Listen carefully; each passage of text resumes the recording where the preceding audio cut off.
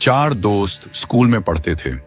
एक दिन उन्होंने फैसला किया कि वे रेस्टोरेंट जाएंगे, साथ में बैठकर खाना खाएंगे और बातें करेंगे। वे एक छोटे से रेस्टोरेंट में गए, खाना ऑर्डर किया और हंसी मजाक के साथ अपनी दोस्ती के लम्हों का आनंद लेने लगे। बातों बातों में उन्होंने एक निर्णय लिया। आज के बाद वे ठीक 40 साल बाद इसी जगह मिलेंगे। वे तब तक अपने अपने करियर में व्यस्त रहेंगे और सफलता हासिल करेंगे। शर्त यह थी कि जो सबसे देर से पहुंचेगा वही पूरे खाने का बिल चुकाएगा। समय बीतता गया। चारों दोस्त अपनी अपनी जिंदगी में आगे बढ़ गए। कोई बिजनेसमैन बना, कोई वकील, कोई जज और कोई अध्यापक। सभी अपने कार्य क्षेत्र में सफलता की ऊंचाइयों को छूने लगे। 40 साल बाद अब वह छोटा सा रेस्टोरेंट एक भव्य 5 स्टार होटल बन चुका था और वहां काम करने वाला एक साधारण वेटर अब उस होटल का मालिक बन चुका था। वह भी उस दिन का इंतजार कर रहा था। समय आया और पहले एक दोस्त पहुंचा, फिर दूसरा, फिर तीसरा। वे एक दूसरे से मिलकर बेहद खुश हुए, लेकिन चौथा दोस्त अभी तक नहीं आया था। थोड़ी देर बाद होटल के रिसेप्शन पर फोन आया। होटल मालिक ने फोन उठाया और कहा, आपके चौथे मित्र ने कहा है कि आप लोग खाना शुरू कर दीजिए, वह बस आने ही वाले हैं। तीनों ने सोचा कि शायद वह किसी काम में फंस गया होगा और सबसे देर से आने वाला वही होगा। उन्होंने भोजन किया, पुरानी यादें ताजा की, अपनी अपनी जिंदगी के अनुभव बांटे। काफी देर बीत गई, लेकिन चौथा दोस्त नहीं आया। जब बिल मंगवाने का समय आया तो होटल मालिक ने कहा, बिल पहले ही चुका दिया गया है। तीनों हैरान हुए। किसने?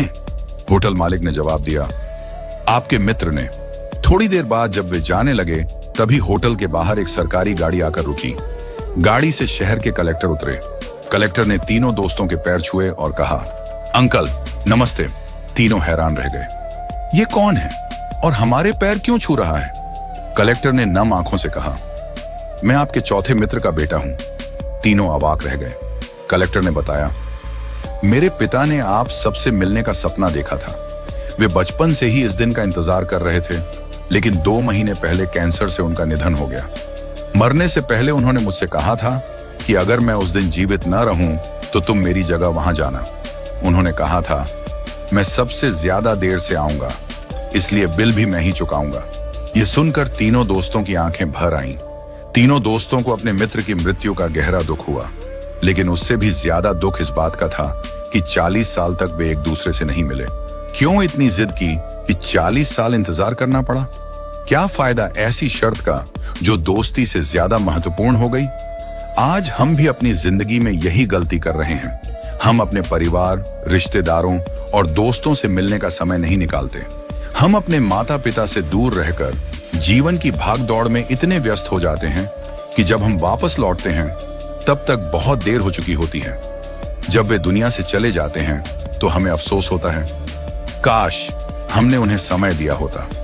हमारे पास धन दौलत, ऐशो आराम, गाड़ियां और बंगले हो सकते हैं, लेकिन अगर हमारे पास अपने लोगों के लिए समय नहीं है तो हमारे पास कुछ भी नहीं है। भगवान श्री कृष्ण कहते हैं, वसुधैव कुटुंबकम, यानी पूरी दुनिया एक परिवार है। इसलिए पैसा कमाने से ज्यादा रिश्ते कमाने पर ध्यान दें। जो वक्त बीत जाता है वह कभी वापस नहीं आता। वक्त का दान सबसे बड़ा दान है। आज ही अपने प्रियजनों से मिलें, बात करें, उनके साथ समय बिताएं, क्योंकि जो प्यार, जो अपनापन आज है वह कल हो भी सकता है और नहीं भी।